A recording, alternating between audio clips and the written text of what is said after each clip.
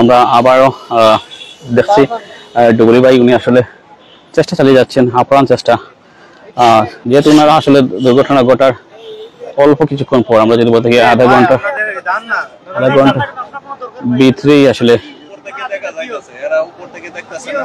ইপিজেডে যে ট্র্যাজেডি ঘটেছিল সেখানে ফায়ার সার্ভিসের যে অবদান এটা আমরা দেখতে পেয়েছি। আজকে আপনারা দেখতে পাচ্ছেন শাহজালাল আন্তর্জাতিক বিমানবন্দরে যে দুর্ঘটনা ঘটেছে সেখানেও ফায়ার সার্ভিসের অবদান অনস্বীকার্য।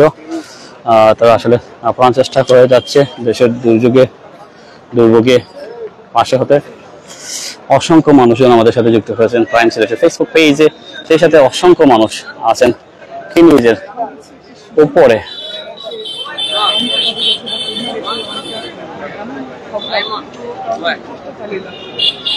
আমরা আসলে দেখাই আপনাদেরকে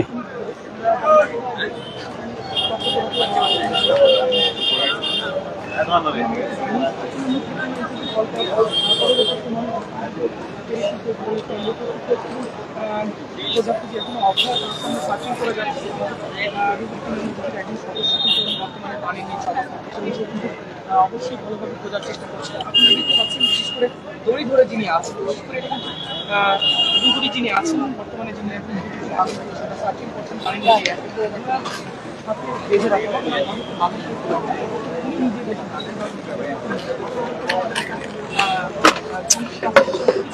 আবার যেটা অনুরোধ করবো আপনারা সবাইকে, একটা অনুরোধ করবো আপনারা আসলে দোয়া করেন। এই মুহূর্তে দোয়া ছাড়া কোনো কিছু করার নেই। আপনারা জানেন এই সুরমা নদীর এই অংশটায় প্রতিনিয়তই আসলে শত সহস্র মানুষ আসলে গোসল করে থাকে প্রতিদিনই।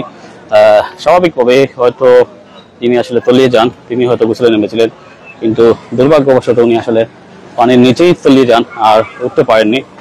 আমরা জানিয়েছি উনি বয়োবৃদ্ধ মানুষ, ওনার পরিবার এর লোকজন আমরা এখনো পর্যন্ত খুঁজে পাইনি। ওনার বাড়ি কোথায়, নাম কি, কোথায় থাকেন সেটাও আসলে অজ্ঞাত, অজানা আমাদের কাছে রইল। সর্বশেষ যে কথাটি বলতে চাই, আপনাদের এমন কেউ যদি থাকে যিনি আসলে এই সুরমা নদীর কিনবি অংশে আজ অর্থাৎ ঘন্টাখানিক আগে ডুব দিয়েছেন, এরকম কেউ যদি আপনাদের আত্মীয় স্বজন থাকে তাহলে একটু খোঁজ খবর নিতে পারেন, আসতে পারেন এখানে। আর যেহেতু ওনার পরিচয় আসলে পাওয়া সম্ভব না যতক্ষণ পর্যন্ত না ওনার ডেড বডি উদ্ধার করা না গেছে, ততক্ষণ পর্যন্ত সম্ভব নয়। আমি জানছি পুরুষ। ঘন্টা, 1 ঘন্টা। আমরা আসলে আপনাদেরকে এ টু জেড আপডেট জানার চেষ্টা করছি। অধীর আগ্রহে নিয়ে আসেন, অধীর আগ্রহে হাজার হাজার মানুষ খিন বীজের উপরে, হাজার হাজার মানুষ অপেক্ষায় আছেন। সবার আসলে অপেক্ষা যাতে করে সফল হয়।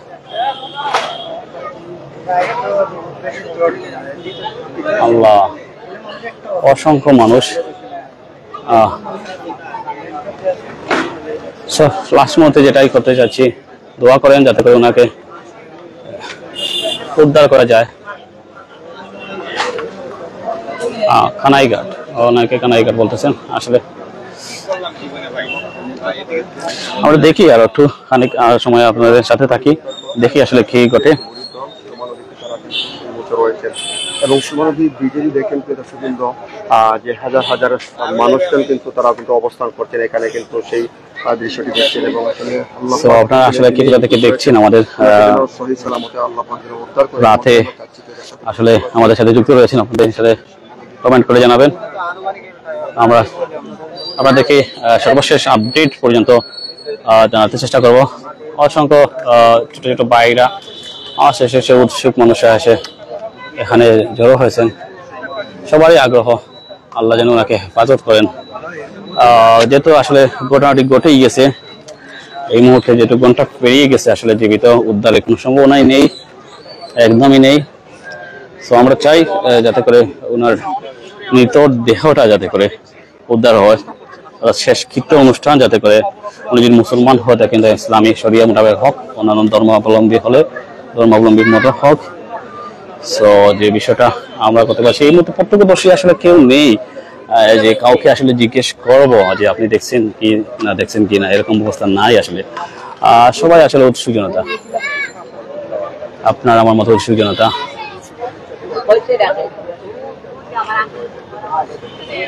না ভাই, কিনবিজ আসলে কানাই কাট না, কিনবিজ হচ্ছে সিলেটে, আপনারা জানেন কিনবিজ, কিনবিজের দৃশ্য দেখেন আর লোকেশন বলার দরকার নেই। কিনবিজ আপনারা সবাই চিনে থাকেন, সিলেটের ইতিহাস ঐতিহ্যের সাথে জড়িয়ে আছে কিনবিজ।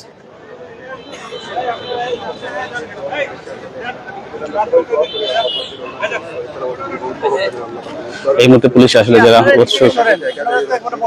উৎসুক জনতা আছে তাদের হাজার হাজার মানুষ, হাজার হাজার মানুষ এই কিনবিজের অংশে অনেকেই আসলে অধীর আগ্রহে আছেন দেখার জন্য, সেটা আমরা দেখাই।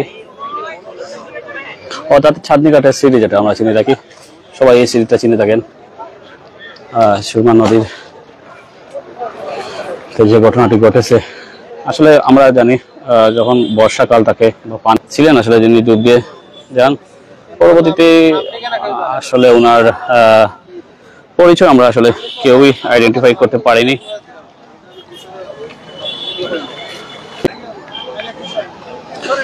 কিন্তু পাওয়া যায়নি। আসলে আমরা আসলে ওনাকে যেন জিজ্ঞেস করবো, কাউকে জিজ্ঞেস, ওনার আত্মীয় স্বজন কেউ নাই, জিজ্ঞেস করবো কি উনি সাঁতার পারেন কি না, আসলে সম্ভব নয়।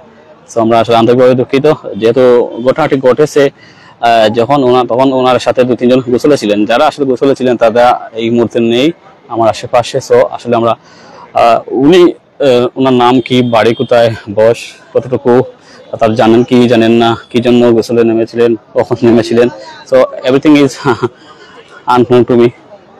আমাদেরকে একটু সময় দিবেন, যারা আপনাদের সময় দিবেন, সময় দিলে আমরা আসলে চেষ্টা করব।